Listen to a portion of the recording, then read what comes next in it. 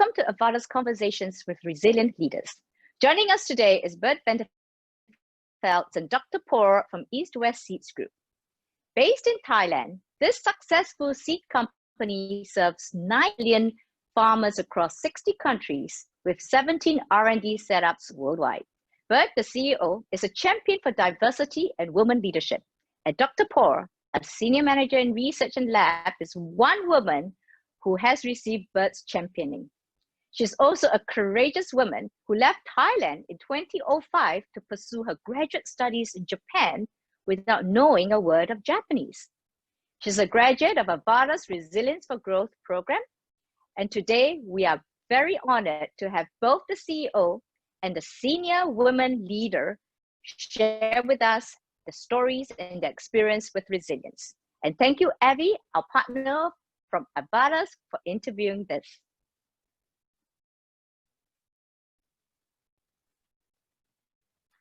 Thank you, Wendy. And welcome, Bert and Dr.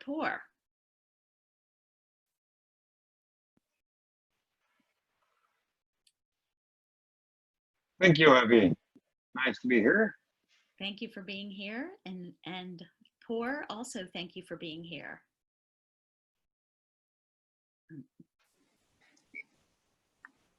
You're welcome, Avi. Thank you for inviting me as well.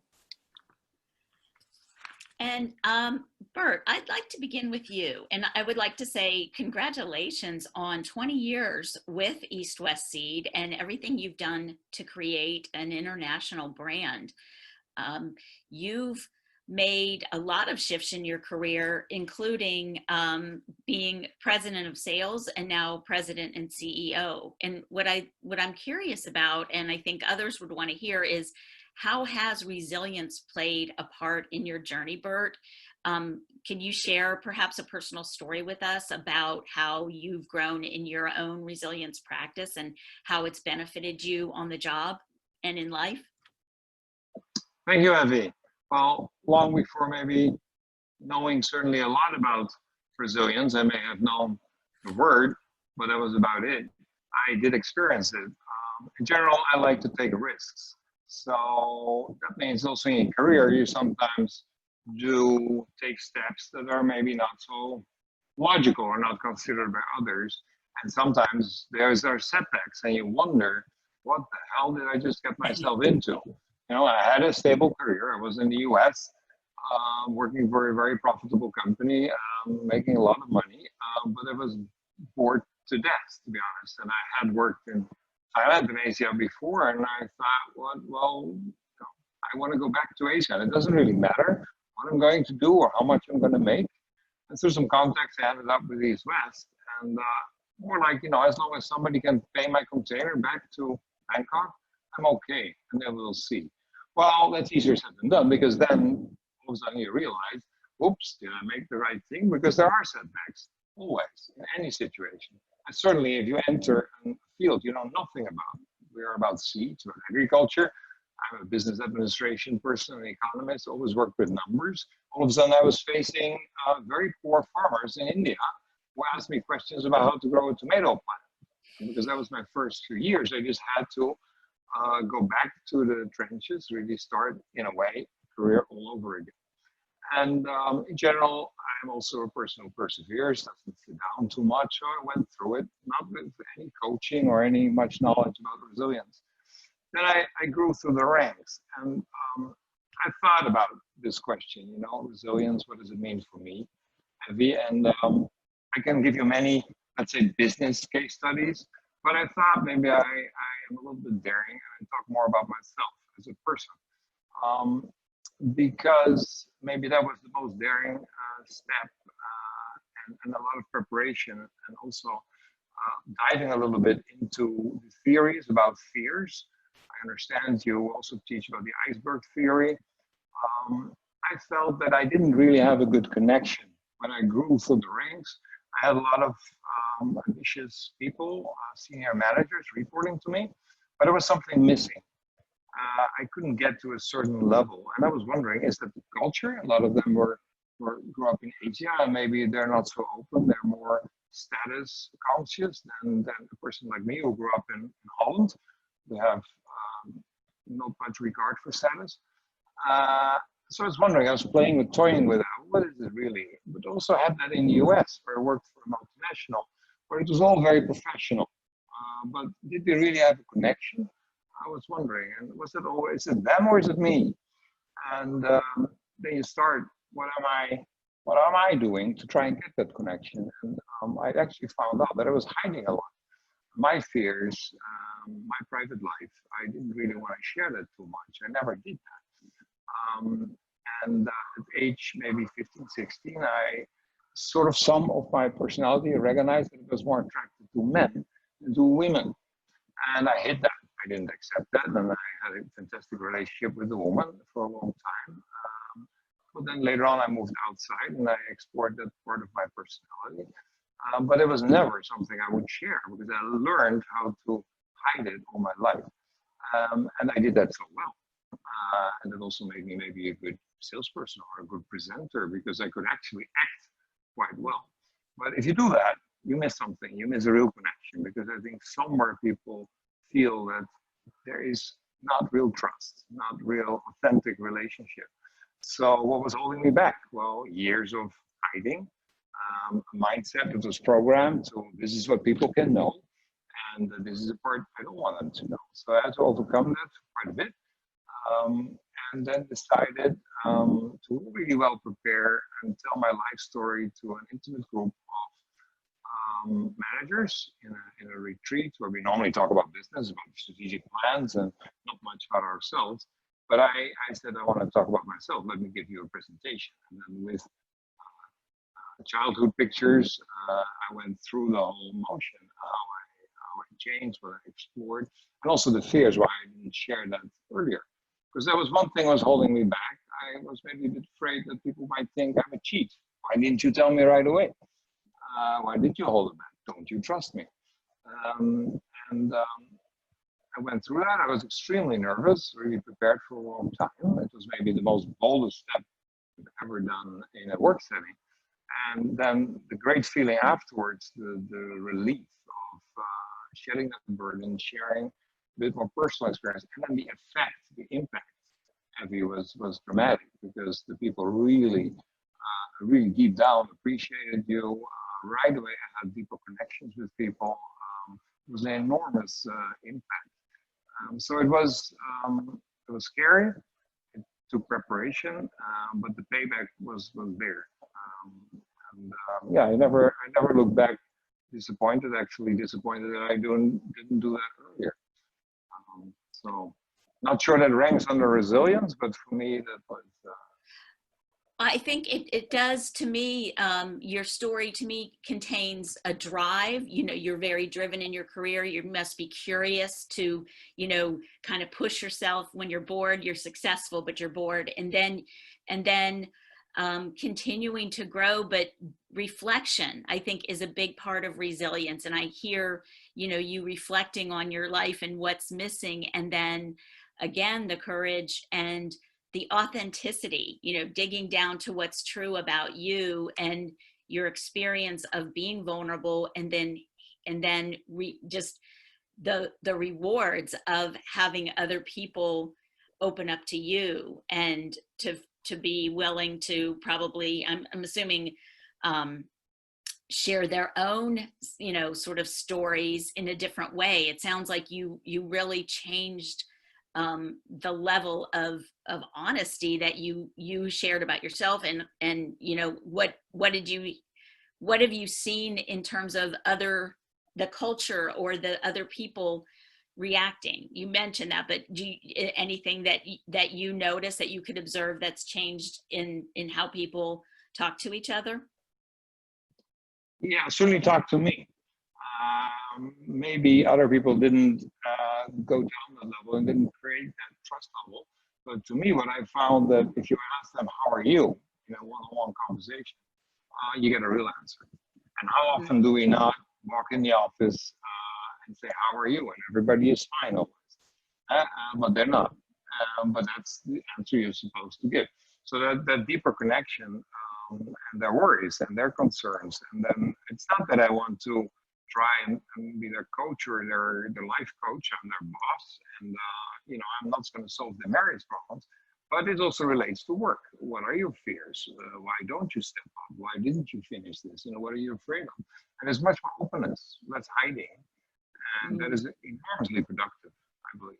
If you can get that in teams, that's really the trust, the psychological safety that really is rewarding and directly gives results. That is remarkable, and I think the ability for people to feel seen and trusted, just as you probably did once you let out your life story, is just such an amount of energy that can go towards being successful and meeting goals. And also too, for them to understand that a lot of these fears are internal. They are programmed by ourselves, or maybe by our environment, how you grew up, by what your mom said to you a long time ago. But step out of that and stand on the balcony and look at yourself. Like, actually, what is your problem? That is, and a lot of people learn from that. They became more courageous too. So true. So many of the barriers are right in here. So I want to ask you, I don't know if you see this in men and women, but I know the work that I've done with women, a lot of us have, even though we're very successful, we have something we call the imposter syndrome that to me kind of relates to what you're saying. And I know you've been investing in leadership development for some of your really successful women leaders. Last year, East West Seed sent 3 talented women, of which Poor was one, to Resilience for Growth. And this year you've sent 5 more. So why, as the CEO and president, why develop women this way? What results has the company observed as a result of investing in this way? Well, I think you sort of give diversity a face and you show that it's for real. Whereas a lot of companies, they want to look good in our annual report and they basically count gender, but that is not inclusion, that is not real diversity, that is just, demographics. If you leave it at that, believe me, certainly in some of our more conservative societies where we operate in, nothing is going to change. So you really need to help them a little bit more. They also face specific challenges. And if you do not help them, there is a big risk that actually they will not grow through, and then the whole momentum is lost. It goes down. But I think if you turn it around, and if you really can make some women very successful and standing up, and people surprisingly look at them, it's like, wow. And it doesn't matter if it's a woman or a man. You see, this woman is successful. A lot of people don't know that she did a training on resilience, but it doesn't matter. So they grow faster, and then they become sort of symbols for the rest. They also attract women from campus if they know, what is your leadership like? Do you have women? Is it just talk, or do you really have women? And great satisfaction that why I get from looking at Dr. Paul's development herself, how she develops and becomes courageous in stepping up, but also the people around her, the bosses, the periphery, looking at a very successful person and being really genuinely surprised. Maybe it has more to do with their own prejudices than anything else, but they are surprised and they do change their mindset. And certainly in, like I said, some of the more traditional societies like parts of India, rural parts, or Indonesia, we cannot just say I hire women and equal and then they will do fine. They will not. They will have special challenges, and I think they need an extra, help or assistance. I'm just a very pragmatic person. We cannot tap into 50% of the workforce. Like in India, we almost have no women. You are absolutely stupid. You're limiting your opportunities, and just hiring them is not enough. You have to support them. It's just a hardcore economic business reason, which of course also reflects in life. You make people happier, but you also help the company reach its goals. And I think that's the most natural match. If you just do it because you have some special drive to give equality to women, or you want to make good for history, or whatever it is, it's great ideology. the end, we're running a company. We have to make profit. So if you can combine the two, you're really on the right track. And I think this is what this program is giving us. Yeah, it sounds like doing good to do well. It's a win-win, and you're changing minds of, mindsets that have been, generational, and giving women opportunities, like an extra leg up, extra help to do this work, and then that attracts other women, other men and women, to see the leadership potential, so you can engage all of your workforce, not just 50%. Yeah, absolutely. Great, and we thank you for that. And I'd like to turn to you now, Por. You were part of the Resilience for Growth, and Bert's been referring to you as a role model, which you are in East West Seed. And could you, it started, I think, about 1.5 years ago, your journey with R4G and resilience. And I would love for you to tell us a little bit about the journey, what it's been like for you personally and professionally. Thank you, Evie. Actually, I told Mr. Bert also that I'm really grateful for allowing me this opportunity to attend the R4G program, because it's really useful and really applicable and meaningful to my life. Actually, the first beginning started from the acceptance, which for me, I think it is crucial to accept that I needed to change. I wanted to be a better person. Since then, I had a strong will to gather and integrate all the contents from the R4G to change my life. Since a few weeks after coming back from Singapore, my thoughts have been changed, tending to be more of possibilities rather than focusing on problems. I've seen things differently. I started to don't judge anything or any person based on my own perception or experiences. I realized that I see and consider things in more pets than ants, which now there is very less ants or none of ants in my thoughts sometimes. And I'm really surprised that I can change my mindset to be in more positive ways like this. And Por, for people who don't know what pets and ants are, could you explain? Okay. Ants abbreviated from automatic negative thoughts, which actually it's kind of, the autopilot for all of us, that we always think in the bad way. Previously, I didn't realize that I had this kind of ants in my thoughts. But when I attend this class, when they told us to change from ants, the automatic negative thoughts, to pets, performance enhancing thoughts, to be more in positive. So for me, also, this kind of mindset has been changed quite huge, and it shaped my mindset, or my overview, my visions in different way. Actually, it's in very good way, actually. And not just only mindset, through the application of the iceberg analogy, I can find the core element that reflects to my thought and behavior that I never realized before. Actually, it's like Kunberg mentioned, fear. I never mentioned that I had this fear, and it hugely reflects to my behavior.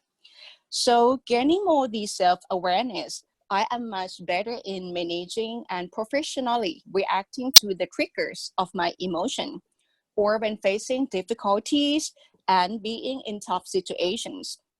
I've also increased my resilience and never put myself to be trapped in setbacks anymore. Also, I've applied the growth coaching model for self-coaching. It really helps me to find out solutions, to have more creativity and motivation to push myself forward, and always reminds me that there is always a light at the end of tunnel. And this is the same as that there is always a solution in every problem. There will never be the dead end. Previously, I never thought like this. So with all these, I see and I know that they are really useful and meaningful to my life, both personal and career lives. So I would like to share this to others in the company to help them to increase their resilience and also to have more possibilities framing. So last year, yeah, okay. Okay, I was just going to say, I think, you know, you've been not only a role model in taking on, you know, kind of rewiring your brain so that you're, you know, you're always working to shift. Okay, I have a problem. Now I'm looking at the possibility. And then you, you know, you're taking it out to the other people in your organization. So I think you were going to go there and tell us about that. Yes, absolutely. Last year when I came back, I also conducted a resilient workshop based on the contents from Singapore program to my team in Thai. 17 people attended that. The purpose of that workshop was to enhance their resilience, building team bonding, and also increasing possibilities framing, because we have huge challenges, challenges coming every year. Most of the people focusing more on problems. So I would like to change the mindset to be more on possibilities. So last year we did that, and also I had some individual one-on-one coaching with my team and also with other colleagues. And I could help them to release from their stress and also to be more resilient. So that's why this year I'm going to conduct more workshops to our commercial and R&D teams in Thailand. And also that will be, more challenges for me, because this will be the first time that I will do this workshop to other people in other departments, including sales team, plant teams, R&D researchers, managers. So that will be a huge challenge, but I like to try that. So the next module will start in August 13. So in the next few weeks, I hope that I can accomplish that, and I wish that I could help the people to enhance their resilience and also thinking more of possibilities and enhancing their performance, enhancing thoughts. Yes. That's fabulous. You know, we really love hearing that, and it's great. You're moving it from English into Thai and bringing it to so many people. And a link I hear between the two of you is you both have tremendous courage, and you remind us that courage isn't the absence of fear. Courage is facing what you're most afraid of and going ahead anyway. And I hear that in both of your stories, and I, you know, I'm grateful for that. I wanted to just ask you, Por, I know when you're bringing this back to East West, you're talking to men and women in the commercial and in the scientific parts of the organization. But what would you say to someone who is in an organization, but they're not sure they buy into the idea of having a separate program for women? What, from your experience, what do you think is the value of having a program for women leaders only? Actually, for me, I think this program is so great that it really helps to build up internal concepts and confidence in each individual. And this program is actually not useful just and applicable, not just only women, but I think it will be very useful for men as well. Mm-hmm. My boss also told me that if you would have a workshop for men, he would attend this as well, because this will be very useful, because he saw the contents I share with him. We have weekly coaching. I share all these contents and how I develop myself and help the others. And he's interested to attend this if we have one also. And actually for me, I think because every individual has his or her own thinking process and result in different behaviors or expressions. However, I also understand that in some Asian or some countries, women are thought to be inferior than men. And this thought sometimes makes women dare not to show their true feelings or express their own opinions. Or it might be the women's mindset that we are shy to express opinions and afraid that our opinions may not be accepted. With this mindset, it might be from the lacking of internal confidence. So for me, I really agree that these R4G can help women to build up this confidence and affirmation that our opinions and feelings are valid and we are all eligible. And also Wendy mentioned to us that women has different roles at work and also at home. How to balance these roles and being resilient. I believe that this program will definitely be the answer. And it will also help enhance women's performance in their career path. Yes, and I truly, appreciate if any company will continue on this resilience program for the women, but actually it would be nice to have for men as well. Duly noted. Thank you for that. And it's certainly the tools and concepts are universal, but part of your point is that it's sort of like bringing it back to a neutral situation by giving women that extra attention and opportunity to realize, hey, we all have some of the same issues. How can we, partner with each other to kind of take away some of that negative mindset? So thank you for that. And Bert. I think the conditioning for women, the fears, often they have been conditioned stronger than men. And then both Dr. Paul and I say in certain Asian cultures, maybe it's stronger. But actually, when I heard it back, it was what I was saying. Look at the US, where you're based, Evie. The so-called very advanced country, but I think also there are huge issues underlying with maybe not recognized and not acknowledged, but absolute prejudices against women. You see that every day again. So I think to give it a little bit extra weight and extra attention to offset that is a very wise investment. Thank you, Bert. Yeah, so much of it is systemic, and even in our blind spots, we're not even aware of some of the, the ways that that women and men don't give women their full due. So I think, thank you for that.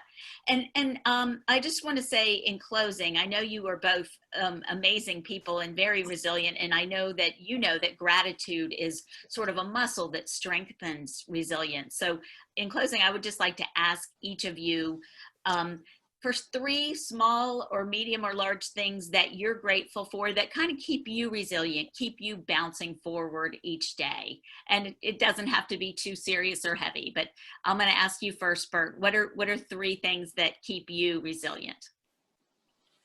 I think especially during the past few months during Corona, you got to experience and appreciate more the smaller things. So, in the beginning, working from home, I was maybe complaining and feeling sorry for myself, but then compare yourself with others. And actually, I enjoy then more my garden, my dogs, and I feel very blessed. So it's something very small, but something bigger, more profound is to see others succeed. And our business is, like Wendy said, serving millions of smallholder farmers, people who really don't have much. Talking about resilience, they have to face climate change, they have to face price changes, nobody's protecting them. And to help these people succeed a little bit better, make a little bit more money is enormously rewarding. And then also our own staff, see them grow, that is very much rewarding. But people who really have nothing, to see them grow a little bit and get hope at least, is something that gets you out of your bed in the morning. Beautiful. Thank you, Bert. Poor, how about you? Okay. Yeah, for me, actually, I've listed 3 things as you sent us last night. Actually, for me, the first thing, I'm very grateful that for being alive and I can wake up every morning healthy. So, because of this thinking, it also reminds me that there will always be tomorrow. So I'll never let myself trap or drag into any problem or setbacks, because I know that tomorrow I can be better or I can make it better. That's, the things that I'm grateful for every day waking up. And also I'm grateful for having the great family, my parents, my sister, their love and care always support me. And also I always leave any bad things behind when I'm back home every day. So this kind of energy always boosts me up for next day. And also another thing, I'm really grateful for all opportunities and challenges that I have. I know that not all people receive opportunities and challenges. They are kind of lessons for me to learn. It's always the new beginning for me. So if I fail, I also learn something and I can make it better. Or if I succeed, I also know that how can I overcome my limitation. And I'm really appreciative and grateful for all these chances all these challenges coming to me and give me the lessons and be ready for the next chapter. So there never be the dead end for me. So that's why I can keep myself pushing forward and bouncing forward every day with this gratitude. Por and Bert, thanks for giving us the chance to learn from each of you. Take care. Thank you very much also, Avi. Thank you.